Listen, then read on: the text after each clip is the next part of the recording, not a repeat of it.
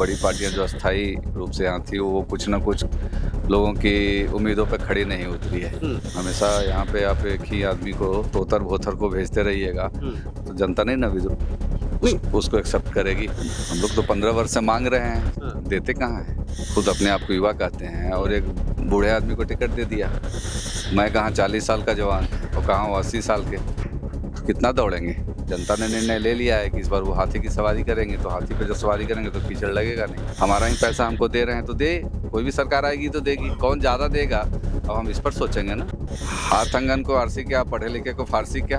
हमारे यहाँ जो समस्या, हमारे यहाँ कोई ट्रामा सेंटर नहीं है। हमारे यहाँ स्वास्थ्य की जो सुविधा है, अगर मोटरसाइकिल से गिर जाएँ, ऐसे भी गिर जाएँ तो तुरंत रेफर ही कर देते हैं। आगे भविष्य में जो जनता जिसके साथ कहेगी हम भी उसी के साथ खड़े होंगे।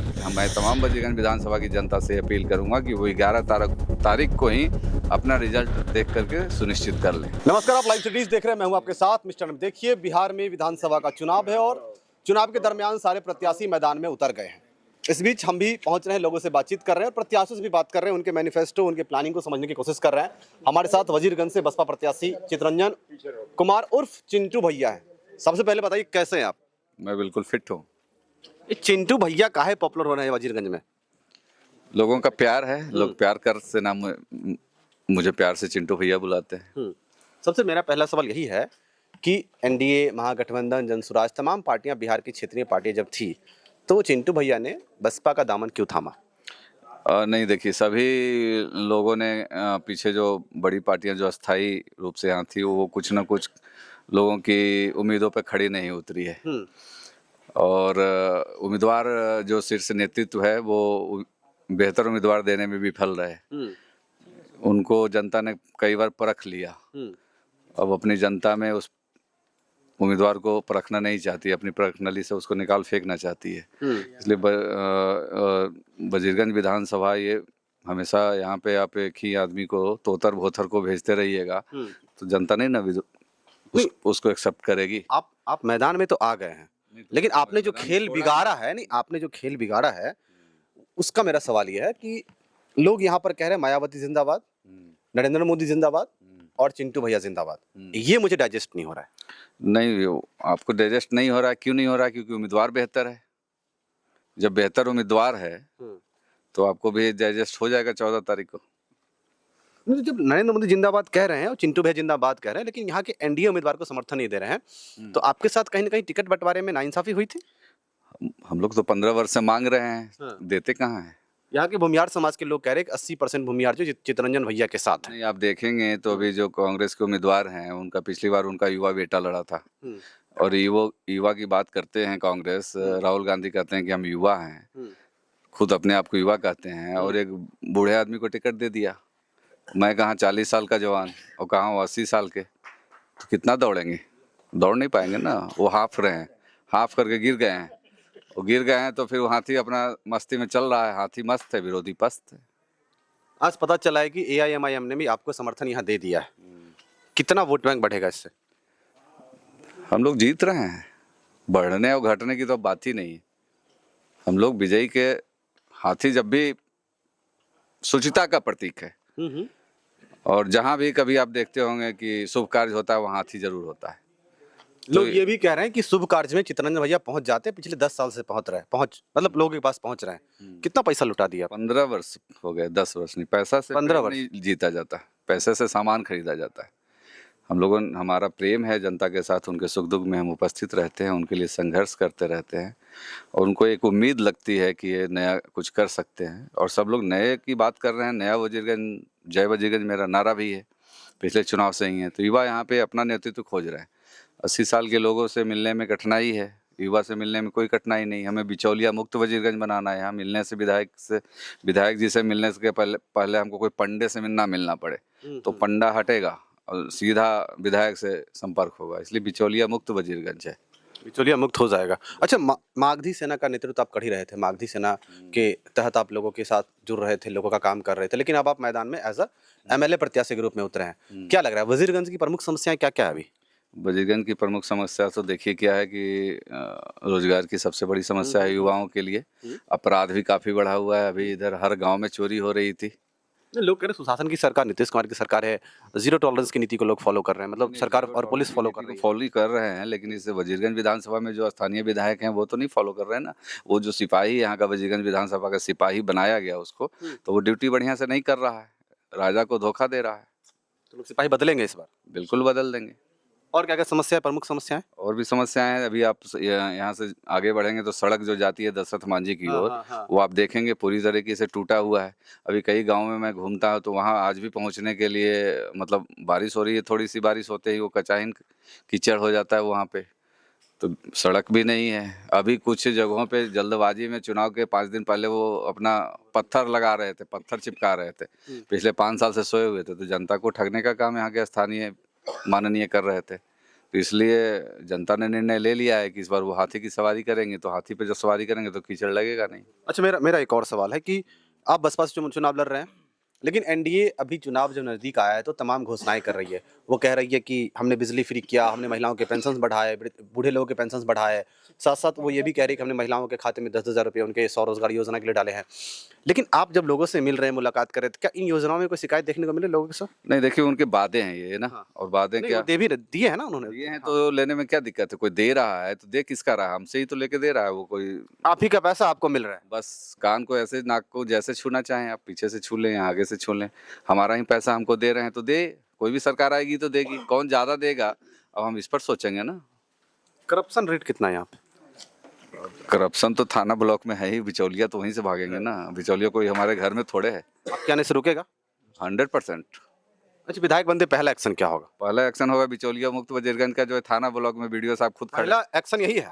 सबसे पहला पहले जीतने के साथ ब्लॉक पहुंचिएगा। ब्लॉक पहुंचेंगे नहीं, ब्लॉक वाले वीडियो साहब पहुंचेंगे विधायक जी के पास कि बताइए कि भैया क्या क्या काम पेंडिंग है, और प्रॉपर उनका डाटा सेंटर बनेगा कि भैया आज आपने कितने काम किए, वो मॉनिटरिंग होगी, उसकी टीम बनाई जाएगी, वो बैठेगा कि वीडियो सीओ ने कितना काम किया, तो डीएम को चिट्ठी लिखी जाएगी, तुरंत मेल करेंगे। अभी ऐसा नहीं हो रहा है? भी ऐसा कहाँ हो रहा है बताइए आप ही। तो आपने जो आप जमीनों के मोटेशन कराते हो, तो जमीन के मोटेशन कराए हुए कोई आदमी मिला पूरे बिहार में कि जो पैसा नहीं देना पड़े? मतलब आपने अपने कामों की लिस्ट बना ली है कि विधायक बनते इन सारे कामों का? सोच रहे हैं कि हमको जितने साथ करना क्या क्या है, हम तो उस पर काम कर रहे हैं। अब इस दिमाग में ये चल रहा है कि जीतने के साथ करना क्या है, चुनाव कैसे जीतना है इस पे नहीं। इस पे क्यों करना है, हम तो लड़ ही रहे हैं। लोगों ने समर्थन दे दिया। आप तो देख सकते हैं और खुद समझ सकते हैं, जब आप इतनी दूर से आए हैं तो कुछ तो लेके जाएंगे यहाँ से। अच्छा, विधायक बनने की भावना, क्योंकि 15 साल से लोगों के साथ जुड़े हुए थे ही, तो ऐसे भी काम कर सकते थे लोगों के साथ जुड़ के। काम तो कर ही रहे हैं। मंगुरा नदी पर 113 फीट पुल, लंबा पुल विधायक जी ने थोड़े बनवाया है, निजी फंड से बनाया। 113 फीट पुल आपने पुल बनवा दिया? आप जाके देखिए। हाथ अंगन को आरसी क्या, पढ़े लिखे को फारसी क्या। और कौन सा काम करवाए, बड़ा काम बताइए। शौचालय वजीरगंज मोड़ पर जाकर देखिए। ये सरकार का काम है ना? स्त्री और पुरुष दोनों ने किया है। सरकार, गवर्नमेंट का काम है। सब काम सरकार के द्वारा ही किया जाना चाहिए, लेकिन सरकार के जो निचले स्तर के जो सिपाही है, वो मैंने कहा कि वो अपनी ड्यूटी ठीक से नहीं कर रहे हैं, इसलिए कई बार जनता अपना काम खुद भी कर लेती है। अच्छा, आप युवा हैं चित्तरंजन जी, और युवा का सबसे जो प्रमुख मुद्दा है वो रोजगार है, तो आपके दिमाग में वैसा कोई रोड मैप है रोजगार के लिए? हाँ बिल्कुल है, क्यों नहीं है। वजीरगंज में इंडस्ट्री लगेगी? बिल्कुल लगेगी, और पहले जो इंडस्ट्री के लिए नींव रखी गई है, चलते हैं। हाँ, इंडस्ट्री के लिए जो नींव रखी गई है वो उसको पूरा कराना है सबसे पहले। उसके लिए इंडस्ट्री के लिए नींव रखी जा चुकी है। हाँ, हमारे यहाँ एरू स्टील प्लांट करीब 17 वर्षों से पेंडिंग है, वो पूरा करना है। तो आपको लग रहा है कि आप जैसी विधायक बनिएगा उसको पूरा करना? हमारे यहाँ समस्या ही समस्या। हमारे यहाँ देखिए वजीरगंज महाविद्यालय है, वो आज तक वित्त रहित है, मैंने उसको पैसा नहीं दिया जाता। मानपुर में एक विद्यालय है, वहाँ जाकर के देखिए तो तालाब बना हुआ है। हमारे यहाँ जो समस्या, हमारे यहाँ कोई ट्रामा सेंटर नहीं है। हमारे यहाँ स्वास्थ्य की जो सुविधा है, अगर मोटरसाइकिल से गिर जाएं, ऐसे भी गिर जाएं तो तुरंत रेफर ही कर देते हैं। मतलब शिक्षा, स्वास्थ्य, इंफ्रास्ट्रक्चर सब में वजीरगंज अभी पिछड़ा हुआ है। स्वास्थ्य, हाँ, शिक्षा और सुरक्षा पिछड़ा हुआ है। बिल्कुल है ही नहीं, पिछड़ा की तो बात ही नहीं है ही नहीं। तो जो वजीरगंज के लोग आपको देख रहे हैं वो आप पे भरोसा करें, आप जो बात बोल रहे हैं, क्योंकि नेता लोग आते हैं, वादा करते हैं, चले जाते हैं, लेकिन आप कह रहे हैं कि आपने पहले से काम किया है। देखिए जो अस्थायी नेता है उनकी तो छुट्टी तय है ना, वो 11 तारीख को 9-11 हो जाएंगे, और हमारा जो चुनाव चिन्ह है वो 2 नंबर पे है, और 2 का मतलब विक्ट्री होता है। 2 का मतलब विक्ट्री। विक्ट्री हो गया सही में। हाँ। बिल्कुल। तो चिंटू भैया जिंदाबाद, चिंटू भैया जिंदाबाद, बहुजन समाज पार्टी जिंदाबाद, बहुजन समाज पार्टी जिंदाबाद, चिंटू भैया जिंदाबाद। अरे भाई साहब, हमारे साथी जो पलायन करके जाते हैं दूसरे राज्यों में और वहाँ अपने आप को महसूस करते हैं अकेला या फिर जिल्लत की ज़िंदगी जिसको बोलते आप हैं। इसी को महसूस कर रहे हैं? लोग कैसा फील करते होंगे? मैं 2001 में पलायन कर गया था रोजगार नहीं होने की वजह से। मैंने झेला है। मैं एक कमरे में सोया हूँ 6-6 बच्चे। वो बात अलग है कि मैं अपनी बता नहीं सुनाता, लेकिन संघर्ष हमारे जीवन में रहा है हमेशा। उस संघर्ष ने ही आपको यहाँ पर सड़क पर उतरने को मजबूर किया। मैं जब से विधानसभा बना है तब से मैं संघर्ष कर रहा हूँ 2010 से, और आज 15 वर्ष में तो राम का वनवास भी खत्म हो गया था 14 वर्ष में। मेरा तो 1 साल एक्स्ट्रा हो गया। मतलब मुझे लग रहा है कि आपके अंदर काम करने की प्रबल भावना है, आप काम दिल करते से- भी हैं अपने दिल फंड से से, इच्छा है। लेकिन आपको उतना पावर नहीं मिल पा रहा है कि ताकि और ज्यादा काम कर ज़्यादा सके। काम करने के लिए क्या है कि सरकार में आपका होना बहुत बहुत जरूरी है, बहुत और सबसे पहले क्या बात है कि हम पटना नहीं देख रहे। पटना में कौन मुख्यमंत्री बनेगा नहीं बनेगा उसकी हमको चिंता ही नहीं है। विधायक बन के जाके पटना में सोइएगा आप। हमको वजीरगंज देखना है। लोग बोलेंगे अब तो आते ही नहीं चित्तरंजन भैया विधायक बनने के बाद। मेरा तो घर है, मुझे तो आना ही होगा। अच्छा, साल में अगर विधायक बनते हैं तो कितना दिन पटना रहिएगा? जितना दिन सदन चलेगा बाकी क्षेत्र में। यहाँ स्वच्छ हवा है ना। सरकारी आवास होने जाइएगा। जाम में तो मैं पटना तो जाना ही नहीं चाह रहा हूँ, लेकिन वो सदन जाना ही जरूरी है। पटना में जितना जाम है छोटे भाई, और जो पोल्यूशन है वो नरक है। वजीरगंज में सुकून मिलता है। क्या बात है, यहाँ तो ताज़ी हवा है, ताज़ा पानी है, ताज़े दोस्त हैं। वहाँ तो सब लोग प्रोफेशनल है।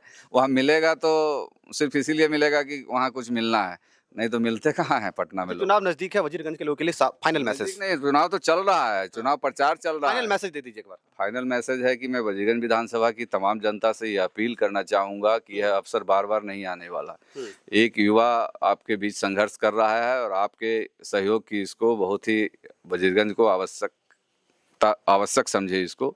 और जिस तरीके से बाकी के पर्व तो वर्ष में एक बार जरूर ही आते हैं, लेकिन यह महापर्व 5 सालों पे एक बार आता है।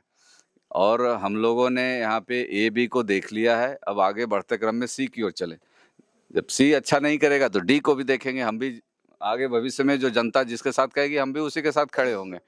लेकिन मेरा इस बार आपसे नम्र निवेदन है कि वजीरगंज विधानसभा की तमाम जनता से कि इस बार इस युवा पर भरोसा करें। आप को मैं वादा करता हूं कि आपकी उम्मीदों पर मैं खड़ा उतरने का भरपूर प्रयास करूंगा। और आगामी 11 तारीख को हाथी का जहां चुनाव चिन्ह है वहां बटन दबाएंगे, और वो 2 नंबर पे है। बस आपको एक कदम आगे बढ़ना है। जब आप एक कदम बढ़ाएंगे तो आप निश्चित रूप से 1 नंबर पे हो जाएंगे। और 14 तारीख को जब रिजल्ट आए तो उसका इंतजार नहीं करना है। आप जब एग्जाम दे करके आते हो तो आपको पता होता है कि आपको कितने नंबर आना है, आप पास हो रहे हो नहीं। इसलिए मैं तमाम वजीरगंज विधानसभा की जनता से अपील करूंगा कि वो 11 तारीख को ही अपना रिजल्ट देख करके सुनिश्चित कर लें। चलिए धन्यवाद। अब आप लोग करिए। हाँ, तो देखा आपने हमारे साथ वजीरगंज विधानसभा के बसपा प्रत्याशी चित्तरंजन कुमार और चिंटू भैया थे। इनसे हमने बातचीत किया है और इनसे बातचीत करने के बाद हमें ऐसा लग रहा है कि इस बार वजीरगंज में शायद बदलाव तय हो रहा है, क्योंकि तमाम जनता, तमाम लोग इनके साथ हैं, हजारों समर्थक इनके साथ चल रहे हैं। लेकिन देखना होगा, चुनाव नजदीक है, चुनाव के बाद चुनाव के परिणाम सामने आएंगे तो देखने वाली बड़ी दिलचस्प बात होगी कि बिहार में किसकी सरकार बन रही है और वजीरगंज किसके खाते में जा रहा है। तब तक बने रहिए, बहुत बहुत धन्यवाद।